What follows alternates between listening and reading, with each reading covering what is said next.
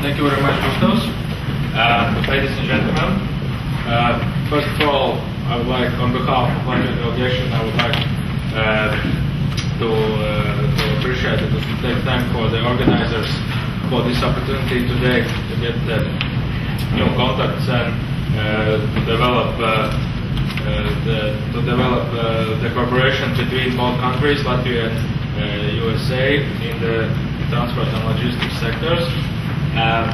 This is also a sign of trust and recognition of our achievements so far, but it also represents a great responsibility for us in the near future. And it's a great pleasure for me to introduce you today all shortly about ports and transit in Latvia. Since ancient times, Latvia has always been on the crossroads of important merchant routes, famous as a trading center. Latvia's favorable geographical location makes it possible to serve as a bridge between East and West. In the transit and logistics sector, the most important partners are Russia and the European Union. Mostly through the Latvian ports are exported commodities from Russia to the markets of the European Union. Next slide. As you see on the global map, Latvia's coastline stretches more than 500 kilometers, and we have 7 ports, where 3 of them are large. It's Riga, Ventspils, and Liepaja, which handles the most of the cargoes.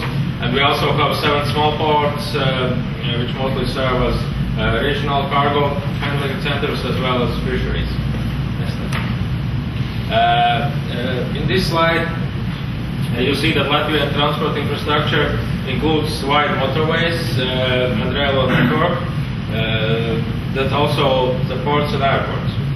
The main road and main rail corridors connect Latvian ports with neighboring countries, Russia and Belarus. There you also see the main gas pipelines and the main oil pipelines. Next slide, please. As you see that last year cargo turnover in ports of Latvia has exceeded 63 million tons, and during the first 3 months of this year, cargo turnover has lowered only for 1.4% due to this economic crisis, and we think that it's a very good indicator for us in Latvia. Next slide, please. Speaking about railway cargo turnover, you see that last year has also reached a record, and it is 56 million tons. Next slide, please. This slide demonstrates clearly how the cargo amount is distributed through transit corridors in Latvia. The largest amount of goods is transported east-west direction from Russia and Belarus through Ventspils and Riga ports. It shall be noted that 84% from all railway cargo is transit cargo. Next slide. During the last years, Latvia has made an effort looking for new opportunities for logistics sector. We are actively working towards Asian direction. A great role has been put to the development of large corridors, which will provide a new alternative for attracting for cargoes from Asian countries through the Kazakhstan, Russia and Latvia to the European markets. This is a considerably faster route than traditional sea routes. It is possible to save, as you see in the slide, it's possible to save up to 20 to 25 days in some cases if we comparison with the traditional sea routes. Next slide, please. I would like to point out that Latvia's main priority is that railway system in Latvia is in a confluence with the railway system of the Russia and CIS countries. Latvia has the same gauge size. This is a 1,520 millimeters, and this is a big advantage for delivering the cargoes directly to the ports of Latvia. We are using the single infrastructure, single rolling stock, single joint information exchange system, and single documentation, like it's in Russia and CIS countries. Therefore, there is no need to waste time when crossing borders to fill in documentation or to change the railway wagons gauge. It is also shall be mentioned that in case of Latvia, it is a direct border with Russia, and it is not necessary to cross any other transit countries like Belarus or Ukraine. Next slide, please. We have come to one of the most interesting practical examples. It is a new regular container train called Baltic Transit, and it's from the Baltic ports to the Central Asian countries: Kazakhstan, Uzbekistan, Kyrgyzstan, and Turkmenistan.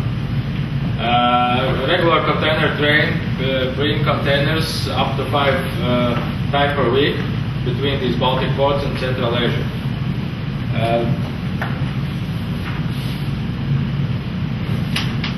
This train carries the cargoes from all three Baltic ports in 7 to 8 days to the addressed destination point in Kazakhstan. It is worth mentioning that a considerable amount of the goods carried to Central Asia is from USA. Figures show the positive tendency of transported goods, but at the same time to the crisis last years. You see in this table. In this crisis for last year's period shows some slowdown in last year. We hope it's short-term difficulties. It is also important to mention that Latvia provides its transport infrastructure for transit of goods to Afghanistan in support of the United States Army. Containers are received directly in port of Riga, and in block trains they are reached Afghanistan through Russia, Kazakhstan, and Uzbekistan in 8 to 11 days.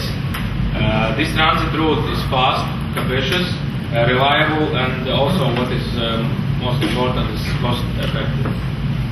Next one. Meanwhile, active work is currently taking place with Kazakhstan, Russia, and China in order to start the transportation of Chinese commodities in Europe. There have been established 2 working groups with China and Kazakhstan to solve the legal, technological, and other important issues.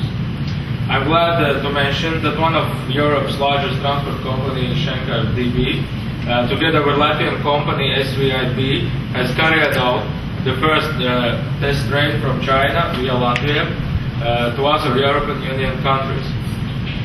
This way, in 14 days, it is possible to deliver the goods from western parts of China to Germany, for example, to Germany, as you see the sheet. Next slide, please. As I said, it's